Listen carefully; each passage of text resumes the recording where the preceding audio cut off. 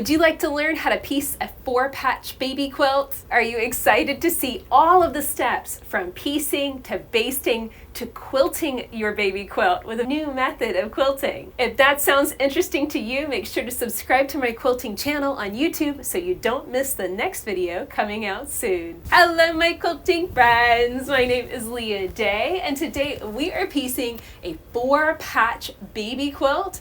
Super easy piecing, especially because we're using precuts. This is such a fast, such an easy baby quilt, and I'm going to take you through all of the steps. We're not just going to piece a quilt top. That's only really half of the whole project. And I have got a new method of quilting to teach you in this video, and that is using paper quilting stencils. If you're excited about giving this a try and making a 4-patch baby quilt all in a day, keep watching. And yes, this is going to be a slightly longer quilting tutorial, so I would love it if you would stick around for the entire thing. It helps me out a lot. But if you can't, please use the chapters below the video so that way you can jump ahead to the part of the video you most want to watch. Now, what helps me out also is to comment or share the video with your quilting friends. So spread the love, help other people learn how to make a 4-patch traditional baby quilt and quilt it in a slightly untraditional way. So let's get started learning how to make this quilt together. For this project, you will need 2 charm packs, and I like to use one that is solid fabric and one that is a simple print, and we're going to actually use the beautiful arrangement that the fabrics come with in order to help us piece this quilt quickly. It's just to flip one on top of the other and sew them together. And so I don't even have to arrange this or lay this out in any way. I just allow the beautiful arrangement that's already set by the manufacturer to bring these fabrics together. So let's start piecing. I am using my favorite piecing thread, R-Fill 50 weight Maygu cotton. I am using a scrap charger. That's this little thing back here. It's just basically a small piece of fabric folded in half that gets you started stitching. And now I'm stitching through those. And this is chain piecing, so I can just end with my needle in the down position, take my next stack of fabrics, make sure that those are nicely lined up, slip underneath the foot, and just lift the foot slightly, slide underneath, and continue stitching. Very fast piecing process. So we're going to take the 40 squares that we have in one charm pack, piece them to the 40 squares in the other charm pack. When you piece 2 sets together, you're going to end up with 40 squares, 40 units, I should say. You're just going to work with the color order as set by the pieces here. So I'm going to grab the next one, even though this one's pink and this one's orange. I don't care. I'm not overthinking this. I'm just going to grab the next ones in order, line them up, piece them together. Now here's a quick tip for beginners, and that is to select your charm packs from the same manufacturer. And I have noticed that this is important because charm packs, precuts in general, can be cut slightly different sizes, especially with this 5-inch size. If you decide to go with 2 different manufacturers, no big deal. You can quickly cut them down. I found the AccuQuilt Go has a template to cut 5-inch squares, and I can buzz through lots of them in one go and have all my squares cut down really quickly. So this particular project requires no cutting from the beginning, but make sure the biggest key with that is that you're working with the same manufacturer for both charm packs. So here's what it looks like when you get all your squares stitched together. I did end up with 1 extra. Really, for this pattern, you only need 40 of each. That's it. If you end up with more, that's okay. We'll end up with extra pieces to go in another quilt. So now we're going to focus on keeping things in order. And I'm going to clip these apart, take them over here, finger press that seam allowance open. I use my fingernail to just drag across it, press it open, and then press it flat with a hot, dry iron. So just understand that seams pressed open, or what would it look like if I went to one side? I would just take it to the solid color and just smooth it over and press to one side. That's an option for you too. It's entirely up to you which way you want to press your seams. I like open and flat. So I'm going to go through and I'm going to keep these in nice order. So I have 2 right here. These 2 are going to be pieced together to create my 4-patch. So I'm actually going to go on ahead and start stacking these for the actual block, and I could even start clipping them together just in case I got confused or something, you know, all the way through the stack. I could go on ahead and clip them to remind myself I'm going to be stitching right across that seam, and those are going to go together. So here at the machine, this is when I take the time to match up that seam perfectly. So I pull back the fabrics, making sure that the actual seam line between those pieces is lined up. Place that back, and you can pin, you can clip, whatever you prefer. I like these little clips. Pinning can sometimes, you can stab yourself with the pins. There can be a lot of different things that can go wrong, but I like the clips. They're just easier on my hands. All right, lift that foot again, same exact thing, piecing, lining up with the outer edge of that pink edge. And then as I come up on that seam, I'll take out my clip just so it doesn't bunch up the fabric. And I'll check that. I'll just make sure that those fabrics are still in nice alignment. Now, will it break the 4-patch quilt block if the center seam does not line up? And the answer is, of course, no. It is still going to be a gorgeous 4-patch quilt block, whether that center seam matches up perfectly or not. So give yourself some grace and don't piece with perfection. Let's just piece the way that these pieces come together. So here is our 4-patch quilt block, and whenever a quilt block is like this, not pieced into the finished quilt, we call this the unfinished size. So if you started with perfect 5-inch squares, then right now this block should measure 9.5 inches. But I found that my precuts were just a little bit on the big size, and I find that most of my blocks are measuring right around 9 3/4. And it doesn't really matter because we're going to be putting all of these together into one quilt. Okay, when it comes to actually laying out the quilt, you can keep this as easy as you want, or you can make it as complicated as you want. I laid mine out in 5 rows of 4 blocks. So I've got 4 blocks across and 5 rows down. And I generally kept with the order of fabrics as they came through the pack of precuts. But of course, if you looked at the fabrics and you wanted, let's say, that pretty print to run in the diagonal, then of course you can make this as simple or as complicated as you want. It's entirely up to you. And again, this is where I typically bog down on a quilt, playing with the layout and getting the arrangement just right. And I'll be honest, it is kind of a waste of time. So I'm honestly going to fix this back to where I had it, so that way I just piece it together in the color order as it came through. I think that's going to be super, super cute. When it comes to piecing the quilt together, it could not be easier. You're just going to work across in rows, piecing 4 blocks together to create a row of the quilt, and then piece the 5 rows together to create your finished quilt top. We need to get into the quilting. We need to actually focus on getting this finished. And how do we do that?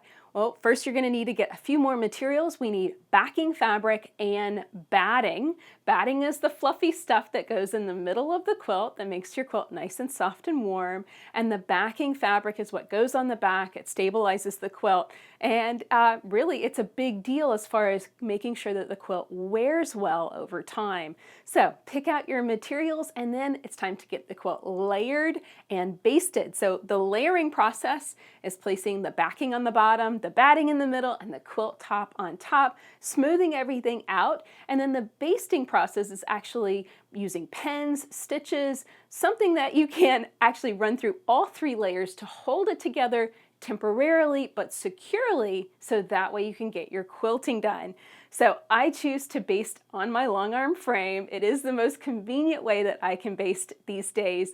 But you know, I have done an entire workshop on basting. If you'd like to find lots of different methods for basting your quilts, come and join me for the Basting Basics workshop. You can learn more at leahday.com/basting.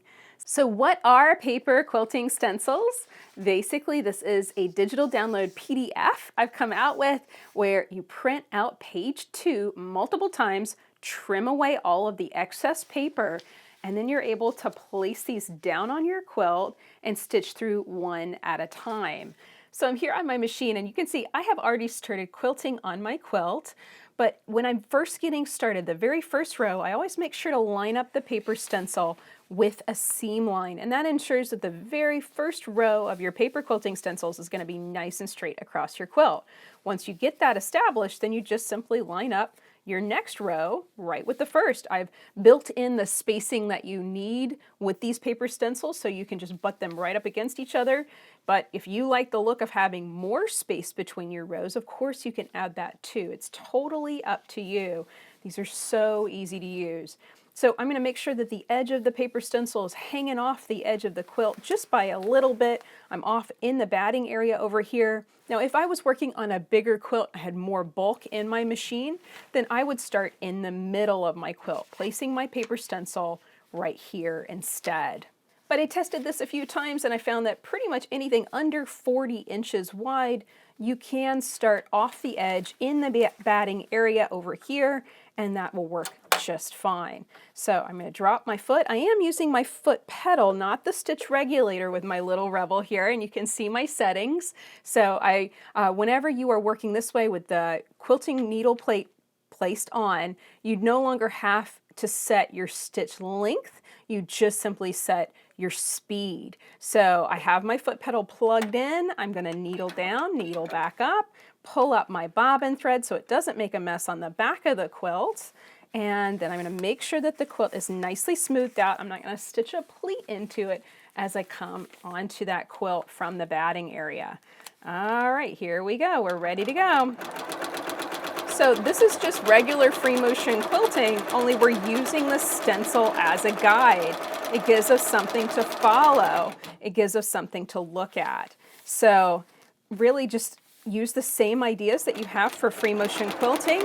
Slow and steady hand movement, but you can see I'm putting my foot down, I'm running my machine. That needle is bouncing up and down pretty fast. But notice how slowly my hands are moving. That's ensuring that I'm going to get nice small stitches and the paper's going to rip away really easily. Now you might be wondering about the paper that I'm using. This is nothing special. This is just regular cheapo copy paper. You know, if you're looking for the actual weight of the paper, it's 20-pound paper. If you can find stuff that's lighter than that, that's great, but it doesn't have to be. It doesn't have to be anything special.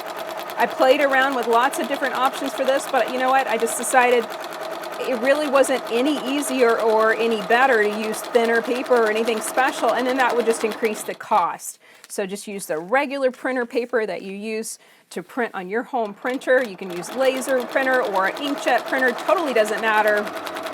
And you're going to stitch it and then rip the paper away. It's that simple. So as far as the free motion quilting goes, your focus is just moving your hands and following that line. Because you've got the quilting stencil there in front of you, you've got something to follow. You've got something to keep an eye on. And all you're going to do is just occasionally stop whenever you need to and smooth out the quilt. We're keeping it nice and flat. Don't want any puckers and pleats. You want it nice and smooth and flat.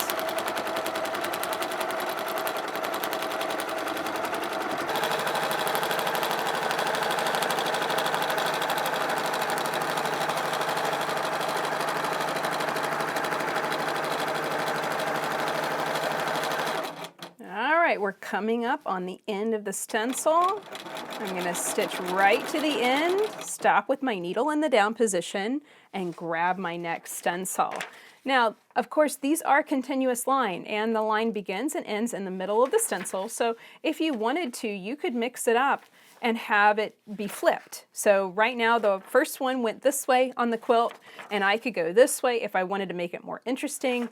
I like to kind of stitch it the way I stitch pantographs on my long arm, or my home machine on a frame, but please be creative. As you can see, I'm using a different row of each design. And so you could cover your quilt with one design, or you could mix it up and do different rows of different designs like I'm doing. It really is fun and forgiving, and it's also giving you great practice for stitching this design freehand. So the more muscle memory that you get when you're free motion quilting, the better you're going to get at it overall. And the more that you follow that line, you're actually forming that spiraling shape, or in the case of stippling, you're forming that stippling shape. and it's getting that movement, that nice rhythm into your body, and eventually you won't have to use the quilting stencil anymore. You'll be able to stitch it freehand, no marks, no paper, no nothing. But you know, I gotta say, having the paper, even for me, it really is making it a lot faster and a lot easier to get my quilts quilted. So I'm gonna continue to use these. I think they're really fun, really, really easy to use, and it's just simplifying the quilting process so much. Now for my favorite part, we're gonna start ripping the paper away. I wanna show you just how easy this is. You're gonna take your quilt and ball it up with the paper to the inside, give it a little massage, ball it up with the paper to the outside, give it a little massage, and you can see it's already starting to rip away. The stitches put pressure on the paper and it starts to already pull away so easily.